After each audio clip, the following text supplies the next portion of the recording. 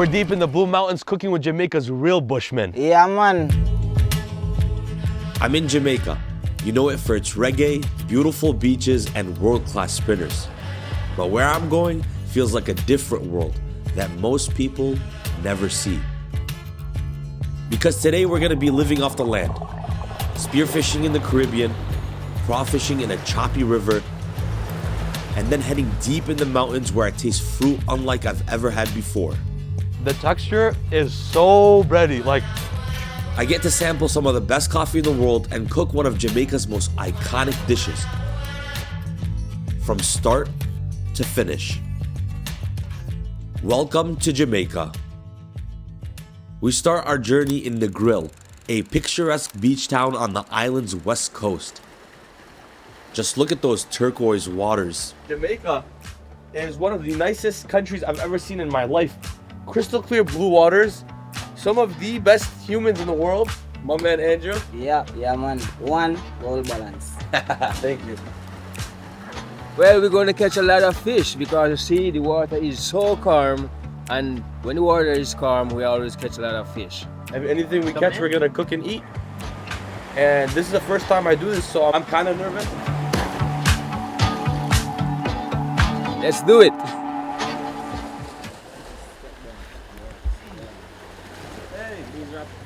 They're foggy and I look like a freaking frog right now. Alright, come on.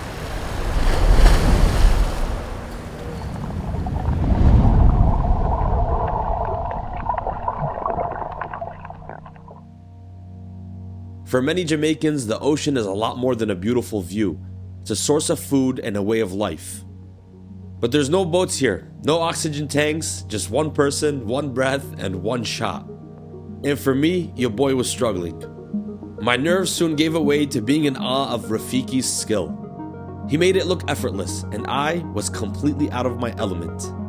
He was spearfishing, and I was fighting for my life. It seemed like every time he went down for a dive, he would come back up with a fish on his spear. And after about an hour in the ocean, I was exhausted, even though I thought I was a pretty good swimmer. But hey, at least we had lunch.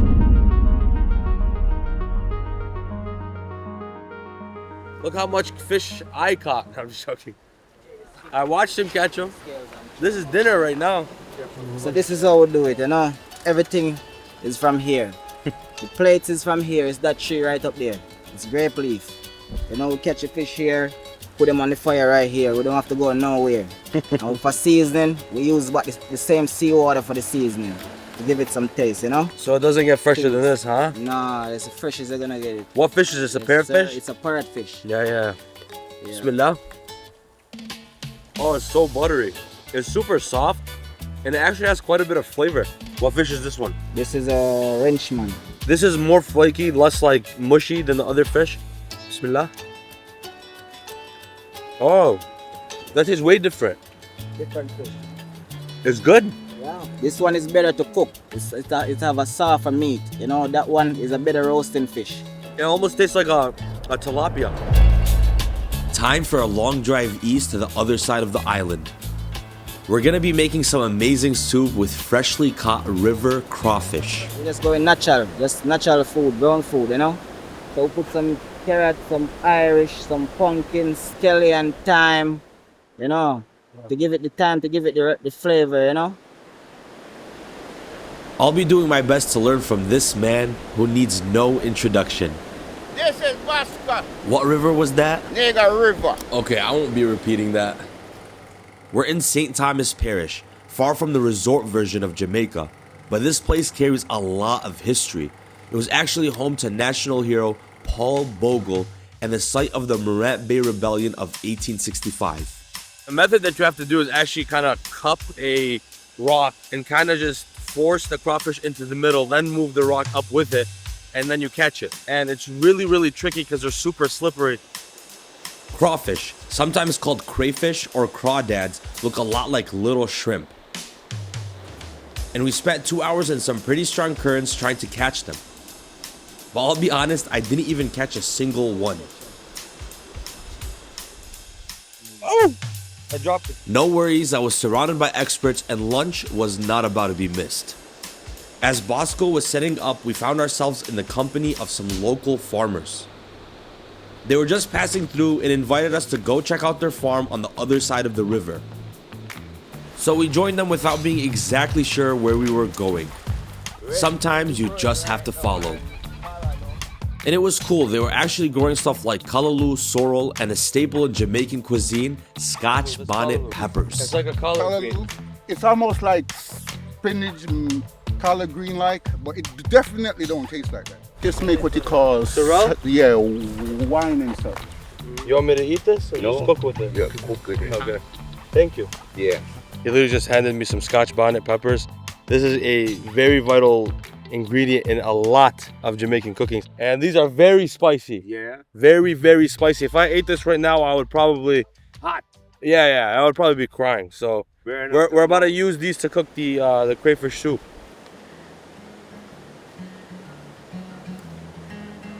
Do we take off the head? Yeah, take off the head. And as always, now bismillah. Oh, that's so good. There's a lot more flavor than it looks like. And I really want to try the soup. It actually smells really good. And it has a light, like, you know, curry-like color, almost yellow and orange. Ooh, it's really nice. The pumpkin kind of melted in the broth and kind of thickened it up and give it a really nice mouthfeel, to be honest with you, and a very nice sweetness. And it's just the perfect amount of seafoody taste. It's like crawfish bisque. It's actually really freaking good. It has a really nice spice to it. This is as pure as it gets. Thank you, Andrew. Yeah, man, thank you, bro. It's time to pack up and head up the mountain where our dinner is, well, waiting. This one? The guys insisted I learn how to handle this creature, you know, if I ever found myself working on a farm. Hell no! I'll feel bad. Man, listen up, man. Get it up. Hold it like this. Listen up, Hold it. Yeah. Oh, my baby. This is cool though, because you respect food a lot more when you're like going from farm to table, man. The first yell is just sad, but coming from America, you never really see this process. Is you just have, you know, steak at an actual market and that's it.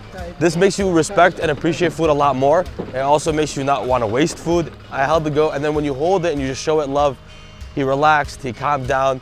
He's in the truck now, but when 5 people pulled up on him, I feel like he kind of, you know, panicked. He started, you know, pacing a little bit more, but the goat is relaxed right now. One more look at the breathtaking views before hitting the very bumpy road again.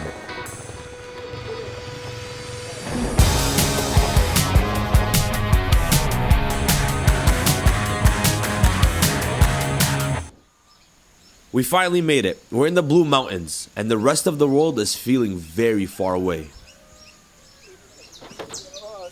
It's time to get cooking. But first, coffee. We're at a coffee farm after all, and my new friend Brendan is gonna show us around. So what is Blue Mountain Coffee? What makes it so special? As far as variety, it's mostly typical, but now we're moving to have geisha and katura. What makes Blue Mountain Coffee so good, I think, also is the land. It's the volcanic soil. The land here is one of a kind, but in 2025, Hurricane Melissa tore through Jamaica and left Brandon's farm devastated. Melissa slamming into Jamaica as a catastrophic Category 5 hurricane, pummeling the island with 185-mile-an-hour winds and torrential rain. The monster storm. So we lost majority, this whole block that you're here looking at now.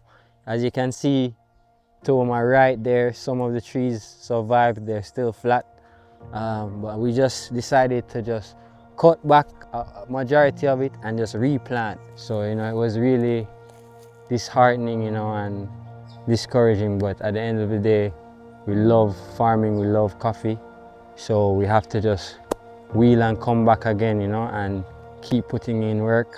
Everything is for a reason, and we have to trust in the Creator and just keep working. And we're thankful and grateful for everything.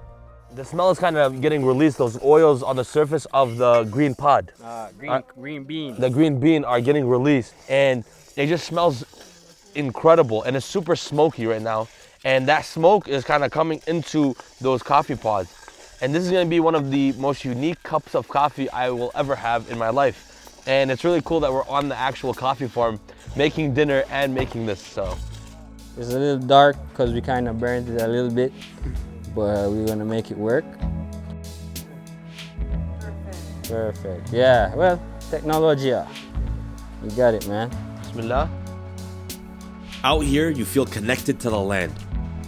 That was good. And while we were sipping our coffee, the people who live off of it, aka the Bushmen, were working hard to get everything ready. The goat was slaughtered halal according to Islamic customs. They got the fires going despite the rain coming in and out. And before long, the aromas of spices started to fill the air.